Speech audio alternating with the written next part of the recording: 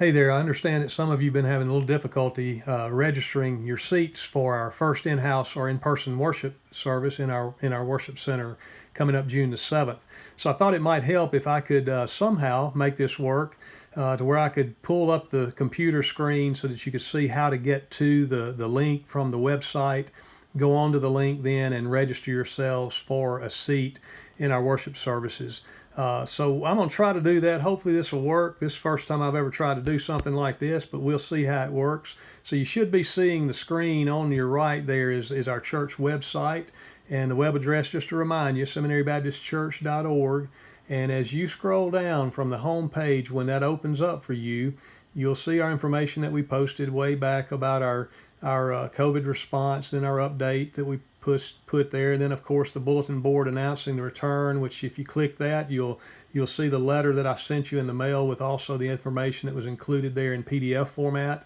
Then below that is the video of our reopening guide where we talk through as a staff things to kind of expect, and right beneath that you'll find the seating chart that is listed there, and that seating chart will give to you an idea of where we can sit in the two different worship services. You'll notice the odd rows are designated for the 9 o'clock service, and the even rows, we'll use those during the 10:30 service. Just to give you an idea of what you're looking at, the seating chart, the word seating chart there, it would be at the entrance into the sanctuary or the worship center from the foyer. Where the logo is down here, that's as if that was on the front edge of the stage, right about where the pulpit normally is. And so give you an idea of where you are. So if you're one of those that likes to sit on what you would say would be the right side of the church, it's actually on the left section, and the opposite for that. It's confusing, I know. But anyway, just to give you an idea of where you're looking at. But if you'll continue down, you'll see two links. And if you want to attend the 9 o'clock service, you would hover over that link and click there, and it will take you to the registration for the 9 o'clock worship.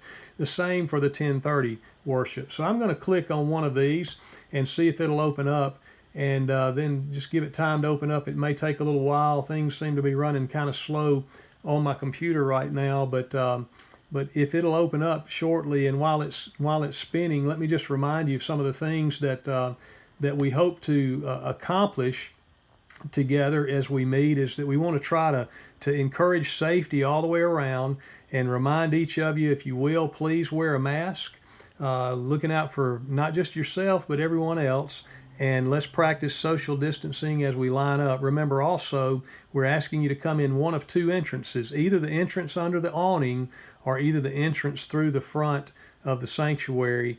And also, remember, please don't show up until about 15 minutes ahead of the service, and that'll help us to control the crowd flow and things of that nature. And so we want you to come and enjoy our time of worship, but we want to do so in as safe a possible way as we can.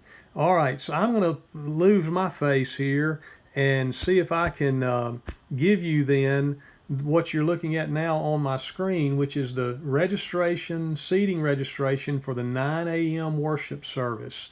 And so as you are there looking at that, this is what you're looking at. And as you continue to scroll down, you'll notice in the 9 o'clock service, as I said a moment ago, it's only for the odd rows. So the only rows that are listed here are rows 1, 3, 5, and 7. And you'll notice the alphabetical letter given to the seats that are available on that as well. But if you continue to scroll down, you'll see some instructions there on how to choose your seats, and I'll leave that for you to read, but I just wanted to keep going so that you would see how this document works. This document is set up so that on each row there's a page designated for each row, and then the numbers or the blocks that are underneath those correspond to the letters of what the seats are on each row. So on row 7, you have the letters A, B, C, D, E, F, G, H, I, J, K, and that fills out that row on the left-hand side, and then you keep going and you have N, O, P, Q, R, S, T, U, V, W, X. And as you can tell by looking at that, some folks have already registered their seats. Now, most of these called in and had us to place those on there, but we just want you to know that you can do this yourself from home. And when you type your name in this document and you close that document out, it saves your name on that chart so that the next person that opens it up, they will see that those seats are already taken. So each row has a set of blocks, and you can sign your name, your family name up for those seats. on each of those rows, and it's the same on the 10:30 service. You'll notice that the same thing is there. Each row that is designated for worship of that time will have these blocks, and by just typing your name in and then closing out that document, then when you back out of it, it saves your name in that place for your seats, and that's how you register for worship.